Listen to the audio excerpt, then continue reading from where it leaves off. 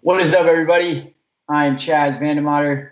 I am joined by my amazing co-host, Dustin Trout, and we are bringing a quarantine special to you live today. We are remote, but we are still filling in the blank. You guys are watching the non-corporate network. We're excited. Dustin, I mean, you and I, we just had a good conversation. We got some cool stories today. Yeah, no, I'm pumped and love that we could take advantage of technology and literally make this happen, even whenever you're all the way across the valley, more than 6 feet away, obviously. Hey, yeah, we're well within our social distancing realms, and I'm all about how much innovation is happening during this time. I'm so obsessed with this whole kind of crazy consumer adoption that's happening right now. People realize that I know for a fact my mom wasn't going to use Google Hangouts or any of that stuff unless they forced her to. So like we're seeing a lot of people adopting this kind of technology and for those of you out there that are like, oh, it's too difficult, I can't figure out the technology. We are literally live streaming on 4 different platforms with myself remote, Dustin in studio. So, this is a testament to the fact that you can do a lot of crazy stuff with technology. Yep, I mean, to your point, I would have never thought that my mom would ever say the word Zoom meeting in my entire life, and yeah, now it gets brought up more and more. Here we are. Well, for those of you that have not been with us before, we come to you live Monday, Wednesday, Friday, and we cover 6 of the top stories in small business, in technology, in marketing. And the way the format works is that our producer, Colton, is going to put 3 minutes on the clock, and we are going to kind of share our viewpoints on trending stories as they relate to business. So we've got some good ones picked out for you guys today. And yeah, without further ado, let's get right into it. Dustin, you got the first story? Cool. Yeah, let's go ahead and kick it off. So, been seeing more and more news around websites being compliant with the ADA, which is the Americans with Disabilities Act.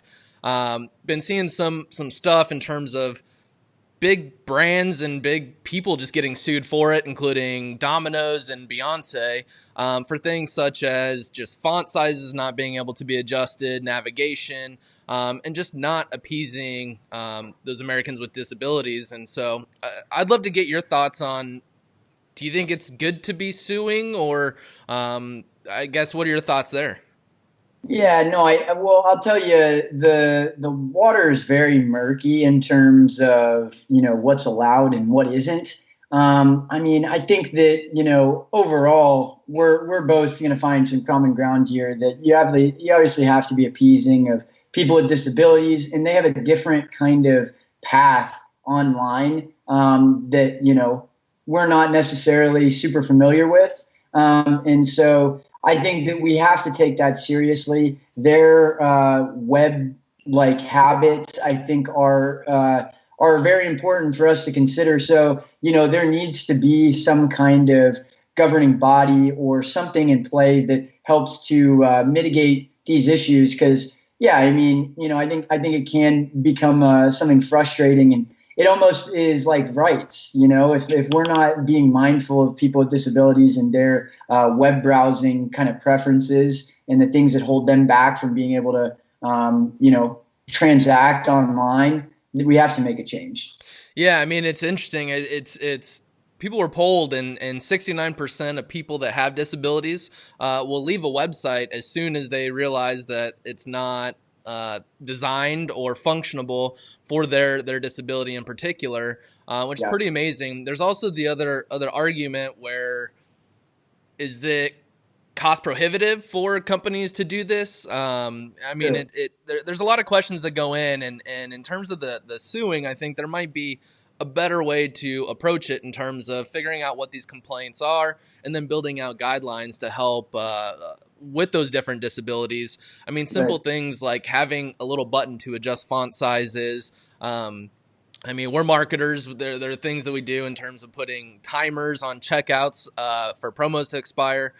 Being able to extend that is part of Yeah. it, but I don't know. I kind of question the suing of the big companies. I mean, Yeah. I think it might be more for money, and I think there's a better way to figure out common ground across business and those Yeah. Americans that do have disabilities.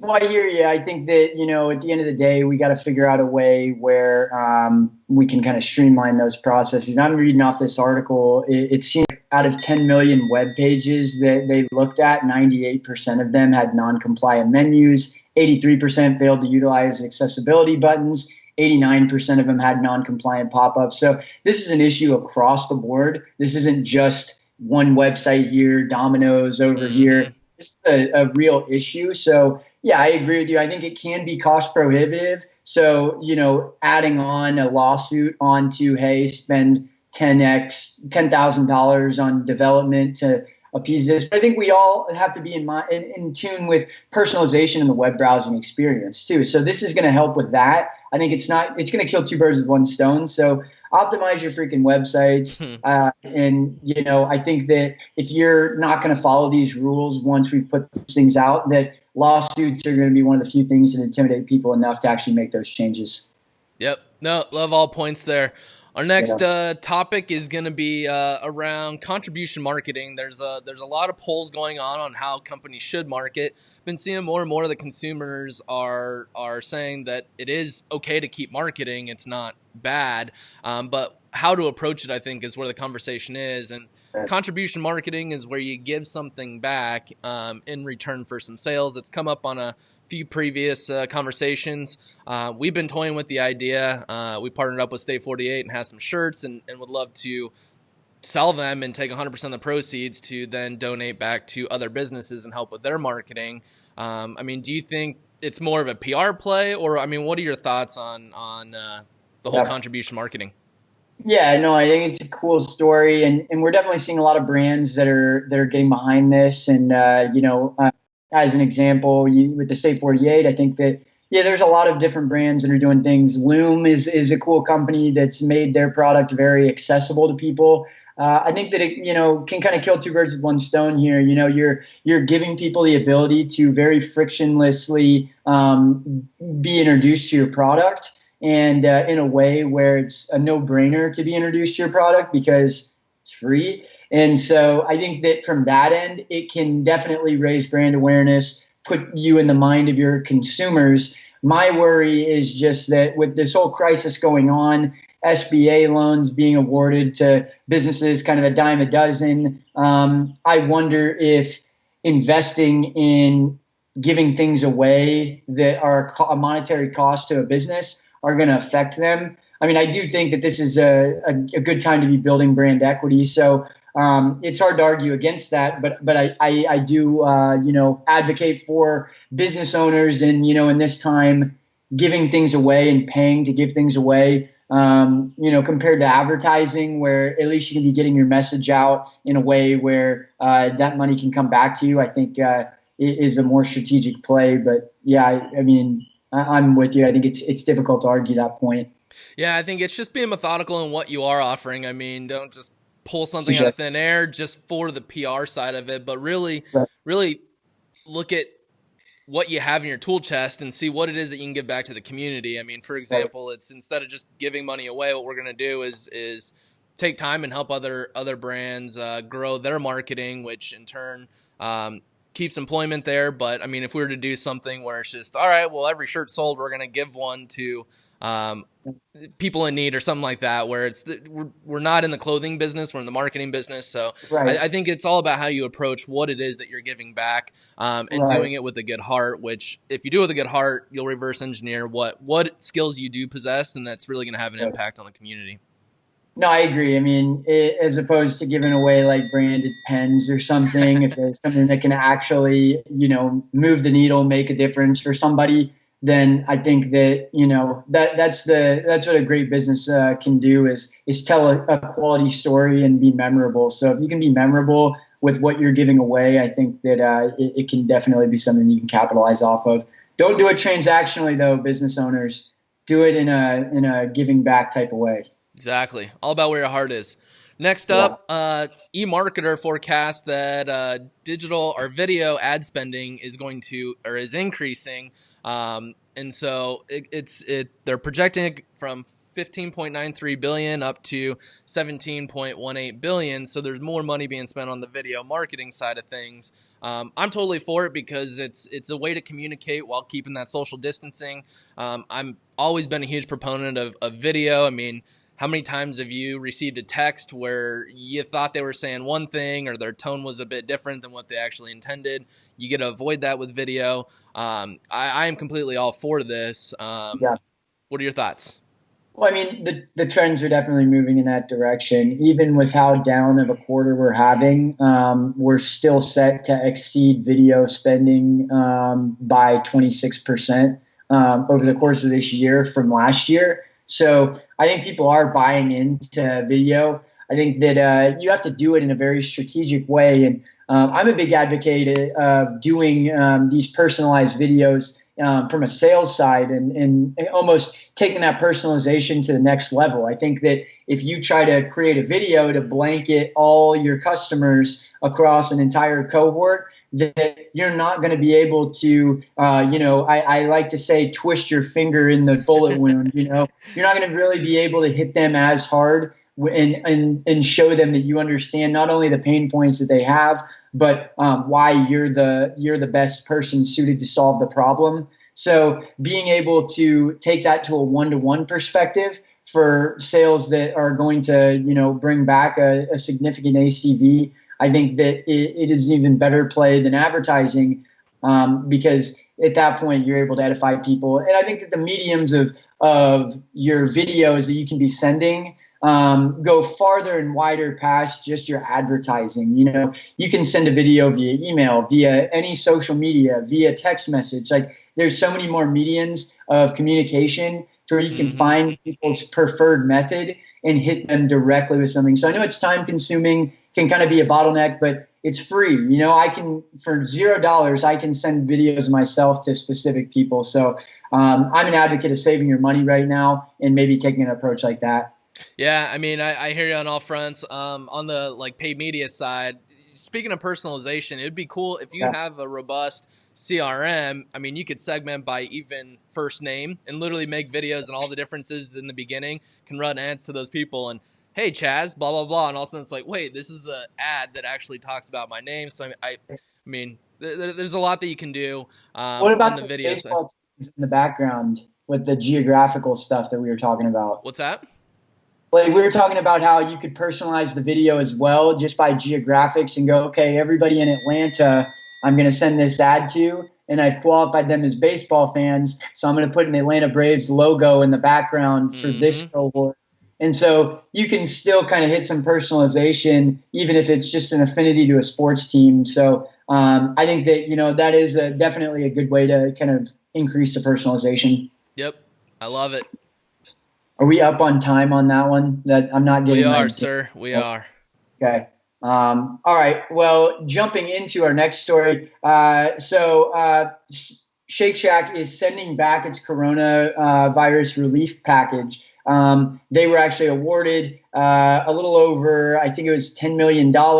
And they have actually refuted receiving that stimulus and have opted into just sending it back and not accepting that. For a variety of reasons. Dustin, let's hear your take on this. I mean, I think they should have kept it. I mean, even though there are more than the 500 employees individually, I mean, there aren't that many at each location, and there's still people that need jobs there. One thing that did come up is they're not franchises, but I mean, even then, if you look at big brands, each of them are franchises. So it's not like the corporate owns the franchises. It's some individual that is being impacted. So I mean, I think that they should have kept it. Again, spending it wisely. But what are your thoughts? I mean, I think that it's great that they're looking at this as like we're going to be a martyr for the small businesses. They know that their customers are small business advocates. They know that they were a small business when they first started with one location in a family-run business. And so I think that they're really putting their stamp on this going, this money needs to go to small businesses. We're big enough to be able to take the hit. Just like, you see like Fogo de Chao and Ruth's Chris and a couple of these other big like steakhouses also received even more money than Shake Shack. Yeah. And I think Shake Shack is almost strategically building this brand equity around like, hey, we want this money to go to the entrepreneur. Us getting $10 million is not fair when Joe over here can't even feed his family and his burger restaurant isn't allowed to be operational and he doesn't have a budget to get a website up so he can sell this stuff. So I think from that end, the ethos is very powerful to me. And I honestly think that alone is going to bring them more than $10 million in business over the course of time. Yep. No, and I mean that all sounds good, and it makes you wonder: is it coming from the heart or more of PR headlines? What's interesting is, colleges are taking part of it. I think Harvard, I can't remember how much they took. It was like 32 million, and they're sitting on a couple billion in endowments. And so it's like, right. It's interesting. This is really showing businesses, people's true colors in terms of is it all for the money, or are we operating to give back to a community, seeing a need in the market and actually giving back to that? Right. Well, I mean, my last point here is that there's this kind of paradigm of a stimulus package is supposed to increase the GDP. And if that stimulus money sits in one person's hands and maybe they move that dollar one more time, the whole stimulus idea is that you want to turn $1 into $5 from GDP. Mm-hmm. And, the money that they're giving in relief is not really leaving the pockets of these people, or it's going one place. And so it's not really doing what it was set out to do, which was to increase the velocity of spending. And so I'm weary of that. And I think that if businesses are going to be awarded this money, don't just sit on it. If you're not going to use it and actually help to move the economy and make investments and and like actually spend that, then, we're going to be in a harder situation as a country. So big businesses, be responsible with that. Yep. Couldn't agree more there. Word. Moving on. Ford is testing a wristband for factory workers that buzzes when people are within 6 feet of one another. Now, this kind of seems like it's not even a real thing. It almost sounds like over the top. But, Ford is known for doing a lot of innovative practices, especially as it relates to their personnel and efficiencies. They kind of trailblazed through the Industrial Revolution, creating the assembly line, and they're continuing to make optimizations. So I think this is in their genes. But what are your thoughts on these wristbands that are buzzing within 6 feet of any other person? Yeah, I mean, I know that they're doing some tracking and all that. I mean, I'm all for it. Anything to help stop the spread of everything going on and getting things back on track. I mean, the sooner that it stops, the quicker they can get back into production, that they can bring jobs back and just get everything back to quote unquote the new norm. But I'm for it. It's anything to help get the economy back on track while keeping people safe at the same time, I think is a win-win for everyone. But I know your stance on Chaz for the people, so let's see if it holds true here. What are your thoughts? Are you for it or against it? I mean, realistically, like if you were given a Samsung wristband, okay, not Ford, a Samsung made wristband, and you were and they said, hey, we want to be able to do thermal image scanning of you. We want to be able to buzz your wrist and literally condition you. I mean, I read this short story called Harrison Bergeron. It's like this dystopian futuristic society where people have these earbuds in that like ring every like 10 seconds. So you can't like have a clear train of thought. And that's literally what they're doing. And I think that this is almost like a reproduction of that, where you have a big corporate company that is going to slap a wristband on you. They're going to be able to monitor all your vitals, all of your RFID, exactly where you go at any given time. Forget location data. This is tracking you at all times now. It's going to be able to buzz you. It's going to be able to read your heart rate. It's going to be able to run thermal optics and all this crazy stuff on you. I don't think that is going to benefit us. I think that if we are constantly if people are going to constantly pull data out of us without even letting us be the ones to authorize that. I mean, it's something that's interesting because people don't seem to be super concerned about this. People seem to kind of just go, oh yeah, it's gonna help solve the problem. Cool, I'll do it. And I think that we already had that issue happen with Facebook, where it's like free Facebook, it's amazing, let's all get on it. And then Cambridge Analytica happened, and all of a sudden now everyone's all gung ho about data privacy. It's the same thing here. They're not going to tell you and be upfront with you about the repercussions of this. If you have an RFID chip embedded into you, like that's not necessarily going to, promote your health in and of itself. And so I don't think that, we're thinking this all the way through. Yeah, I mean, it goes back to what happens when this is all over. If they then just shut it off and it's out the door and back to normal, I think I'm cool with it. But if they want to continue to use it, I think that's where a line gets crossed. So yeah, no, I mean the ethos are there, but are they telling us the full story, or is this just a convenient headline for them to be able to start testing this? Yep. Final story. We're looking at a little bit more of a feel-good story, less dystopian future story. So, fans of the struggling skateboard company Boosted are now running the show. The Boosted is an electronic skateboarding company. You ever seen those long boards that have the battery under them? You lean forward, it drives it. So they're having to pull back on their personnel. They just laid off a bunch of people, and they have a big cult fan audience that has actually stepped up in helping them to actually run their operations as a business, having home repairs be done where customers are actually shipping their product to other customers' houses to repair their stuff instead of sending it back to the factory. I think this is a great story. It's a huge testament to your customers are going to rally around you if you create a product that they love. And so I think it's phenomenal. What are your thoughts on customers running the operations for a business? No, I think it's awesome. I mean, it's as you mentioned, a huge testament, and I would say not only to the product, but I mean, anyone can buy a product. It's all about the experience when you buy the product, and I mean, I would love one of those skateboards. I love them. Just not investing in that type of stuff, but if you have a good experience, you're gonna fall in love with the brand, and it creates a sense of community, which I mean, is such a popular word in today's business world. But I think it'll be interesting to see how this expands even after this, where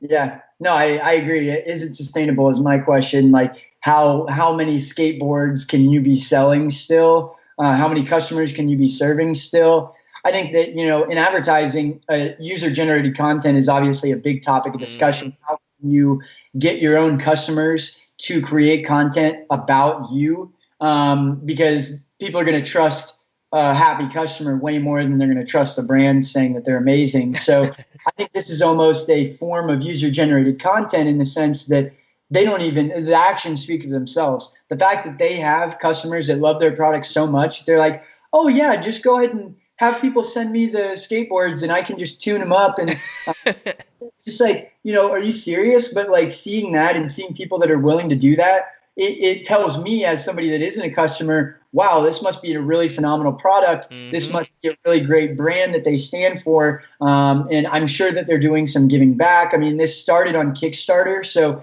they raised $500,000 a seed on Kickstarter. So I think that just that alone, when you're building a brand from that side of it or building a brand off social media, you're not really aware until something like this happens how much your customer base can do for you outside of just buying your product. So I think that it's a great learning piece for small businesses that, hey, if you're starting a brand around a community, and that you can start to call these people action and they're going to do things more than what you thought they might do.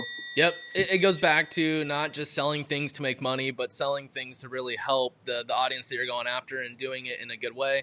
It just builds that sense of community, and that community, I mean, that's what a community is. They help each other out in times of need, which is exactly what we're seeing, and I think more brands should follow suit. Amen, man. Amen.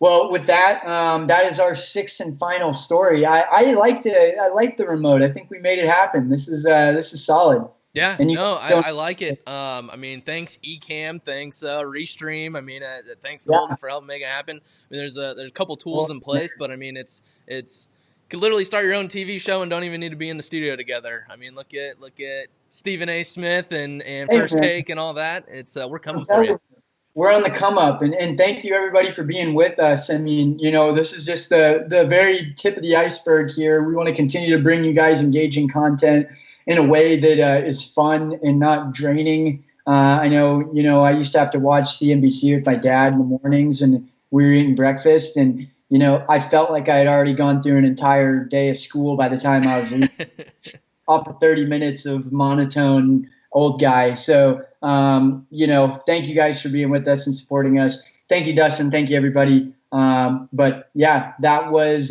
Fill in the Blank. And you are watching the Non-Corporate Network. Again, I'm Chaz Manamater, Dustin Dustin Trout. Trout. Thank you guys for being with us. See you guys Friday.